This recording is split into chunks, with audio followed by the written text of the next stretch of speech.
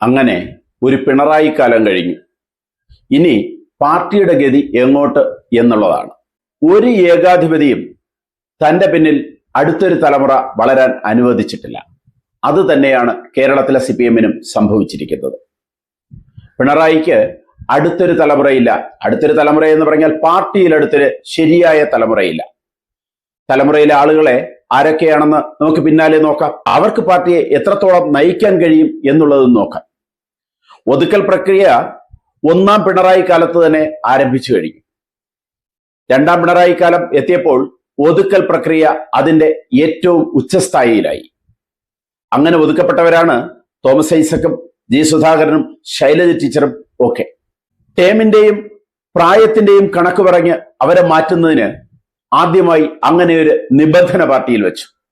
അപ്പോഴും ടേമും വയസ്സും ഒന്നും പിണറായിക്ക് ബാധകമല്ലായിരുന്നു. ലോക ചരിത്രത്തിൽ എവിടെ നോക്കിയാലും ഏകാധിപതികൾ അടുത്ത തലമുറയെ വളർത്തിയിട്ടില്ല, അല്ലെങ്കിൽ തനിക്ക് പിൻഗാമികളെ വളർത്തിയിട്ടില്ല. പിൻഗാമികളായി എപ്പോഴും തന്റെ കുടുംബത്തിൽ നിന്ന് ഒരാളിനെ മാത്രം വളർത്തും. കിം ജോങ് ഉങ്ങിനെ നോക്കുക, അല്ലെങ്കിൽ മറ്റ് ഏകാധിപതികളെ നോക്കുക.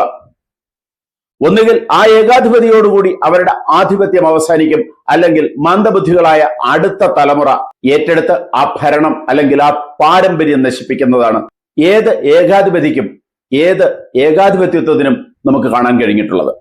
അത് തന്നെയാണ് കേരളത്തിലെ CPM-നും ഇപ്പോൾ കാണുന്നത്. ഇനി കഴിവുള്ളവരെ ഒതുക്കുമ്പോൾ ആ സ്ഥാനത്തേക്ക് മറ്റുള്ളവരെ നിയമിക്കണം. തനിക്ക് എതിരാവില്ല എന്ന് കരുതുന്ന മന്ദബുദ്ധികളെ കൊണ്ട് ആ സ്ഥാനങ്ങൾ നിറയ്ക്കും.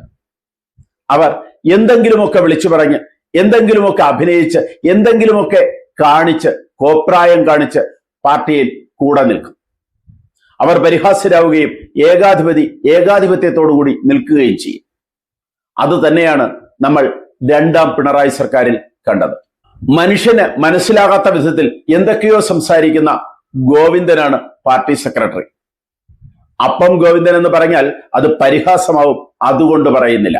ശക്തനായ ഒരു പാർട്ടി സെക്രട്ടറി നിലവിലുണ്ടെങ്കിൽ പാർട്ടിക്ക് കീഴിൽ മുഖ്യമന്ത്രിക്ക് പോകേണ്ടി വരും. ഇതുവരെ ഉണ്ടായിരുന്ന മുഖ്യമന്ത്രിമാരെല്ലാം പാർട്ടിക്ക് അധീനമായാണ് പോയിട്ടുള്ളത്. എന്നാൽ പിണറായി കാലത്ത് പാർട്ടി പിണറായിയുടെ അധീനതയിലായി. ഇതുവരെ അതിനു മുമ്പിൽ അച്യുതാനന്ദൻ സർക്കാർ വരെ, അച്യുതാനന്ദൻ സർക്കാർ എന്ന പദം ഞാൻ ഉപയോഗിച്ചത് ആ വ്യക്തിയെ തിരിച്ചറിയുന്നതിന് വേണ്ടി മാത്രമാണ്. അക്കാലം വരെ LDF സർക്കാർ എന്നുള്ളതാണ് ജനത്തിന്റെ മനസ്സിൽ, ജനത്തിന്റെ വായിൽ നിന്ന്, മാധ്യമപ്രവർത്തകരുടെ വായിൽ നിന്ന് വരുന്നത്. ഈ കഴിഞ്ഞ 10 വർഷം അത് പിണറായി സർക്കാർ ആയിരുന്നു. മുൻപത് LDF അല്ലെങ്കിൽ ഇടതുപക്ഷ സർക്കാരായിരുന്നത് ഇപ്പോൾ പിണറായി സർക്കാർ ആയിരിക്കുന്നു. അത് തന്നെയാണ് പാർട്ടിയുടെ പരാജയത്തിന് ഏറ്റവും അടിസ്ഥാനപരമായ കാര്യം. അങ്ങനെ ഒരു പിണറായി കാലത്തിന് ശേഷം ഈ പാർട്ടിയെ നയിക്കാൻ ആരൊക്കെ? ഇനി പ്രതിപക്ഷ നേതാവായി പിണറായി വരുമോ? ഒരു കാരണവശാലും വരില്ല.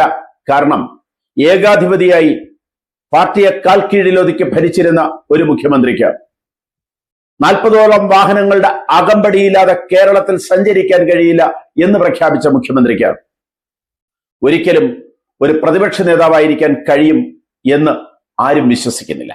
അച്യുതാനന്ദനെ നോക്കണം, ഉമ്മൻചാണ്ടിയെ നോക്കണം. ജനങ്ങളാണ് എന്റെ സംരക്ഷകർ, എന്റെ കാവലാളുകൾ ജനങ്ങളാണെന്ന് ഉറക്കെ പ്രഖ്യാപിച്ച EK നയനാർ, നടന്ന് കാര്യങ്ങൾ ചെയ്തിരുന്ന EMS, ഇവരുടെയൊക്കെ പിൻഗാമിയായി വന്ന പിണറായിയാണ് ഇത്രത്തോളം സുരക്ഷയുമായി നാട് ചുറ്റിയത്. ജനങ്ങൾ ഉണ്ടാക്കിയ വെറുപ്പ് അത് ചില്ലറയൊന്നുമായിരുന്നില്ല. അതൊക്കെ പോട്ടെ, ഇനി അടുത്ത തലമുറയിൽ പാർട്ടിയെ നയിക്കാൻ ആരുണ്ട്? മിടുക്കനായ ബാലഗോപാലുണ്ട്. പാർട്ടി നേതൃത്വ സ്ഥാനത്തേക്ക് അദ്ദേഹത്തെ നിയോഗിക്കുമോ എന്നുള്ള കാര്യം സംശയം തന്നെയാണ്. പിന്നെ പാർട്ടി നേതൃത്വ സ്ഥാനത്തേക്ക് എത്തുന്നതിനുള്ള സാധ്യത M സ്വരാജനാണ്. M സ്വരാജാണെങ്കിലോ ശബരിമല അയ്യപ്പനെ വിവാഹം കഴിപ്പിക്കാൻ നടന്നയാളാണ്. അതിനുള്ള ആഹ്വാന പ്രസംഗവും നടത്തി അതിനുള്ള തരവ് പ്രസംഗങ്ങളുമായി നാട് ചുറ്റിയ M സ്വരാജിനെ പാർട്ടി നേതൃത്വ സ്ഥാനത്തേക്ക് കൊണ്ടുവന്നാൽ ഹിന്ദുക്കൾ പാർട്ടിയിൽ നിന്നും കൂടുതൽ അകലും എന്നുള്ളത് കൊണ്ട് തന്നെ അതിനുള്ള സാധ്യത കുറവാണ്. പിന്നെയുള്ളത് മരുമോനാണ്. അനന്തരാവകാശിയായി അടുത്ത മുഖ്യമന്ത്രിയായി കക്ഷിയെ മനസ്സാൽ സ്വീകരിച്ചിട്ടുണ്ട് എന്നുള്ള പരിഹാസം ഇപ്പോൾ തന്നെ സോഷ്യൽ മീഡിയകളിലും ജനത്തിന്റെ ഇടയിലും നിറഞ്ഞു നിൽക്കുന്നത് കൊണ്ട് അതിനും സാധ്യത കുറവാണ്. പിന്നെയുള്ള ആളുകൾ ജനത്തിന്റെ മുമ്പിൽ പരിഹാസപാത്രങ്ങളുമാണ്. നേതൃത്വ സ്ഥാനത്തേക്ക് അടുത്തു വരാൻ സാധ്യതയുള്ളവർ ഷംസീറും എ റഹീമും ചിന്താ ജെറോമും ഒക്കെയാണ്. പേര് കേട്ടപ്പോഴേ നമ്മുടെ മനസ്സിൽ മുഖത്ത് ഒരു ചെറിയ ചിരി വിരിഞ്ഞിരിക്കാം. ഇവരൊക്കെ പാർട്ടി നേതൃത്വ സ്ഥാനം ഏറ്റെടുത്താലുള്ള അവസ്ഥ എന്താകും? പാർട്ടിയുടെ മുന്നോട്ട് പോക്ക് എന്താകും?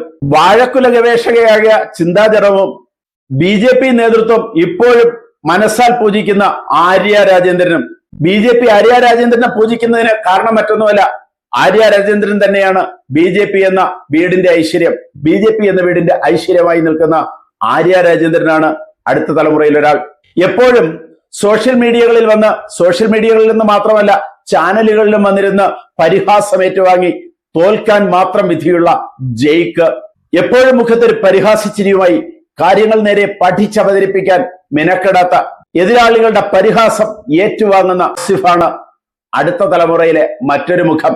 എന്ത് പറഞ്ഞാലും വിഡ്ഢിത്തരങ്ങൾ മാത്രമാകുന്ന അരുൺകുമാറും അനിൽകുമാറും, പിന്നെയോ സജീഷും സനോഷും, വ്യാജ ഡിഗ്രി ജേതാവായ ആർഷോ, ഇവരൊക്കെയാണ് പാർട്ടിയുടെ അടുത്ത തലമുറ.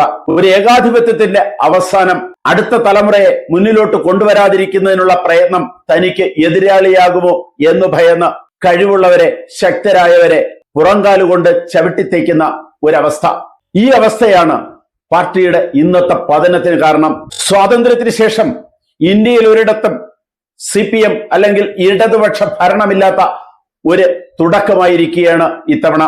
35 വർഷം ഭരിച്ച പശ്ചിമ ബംഗാളിൽ നിന്നും ത്രിപുരയിൽ നിന്നുമൊക്കെ അമ്പേ പരാജയം, വട്ടപൂജ്യം അല്ലെങ്കിൽ സംപൂജ്യരായി എന്ന് വേണമെങ്കിൽ പരിഹാസത്തോടു കൂടി തന്നെ പറയാം.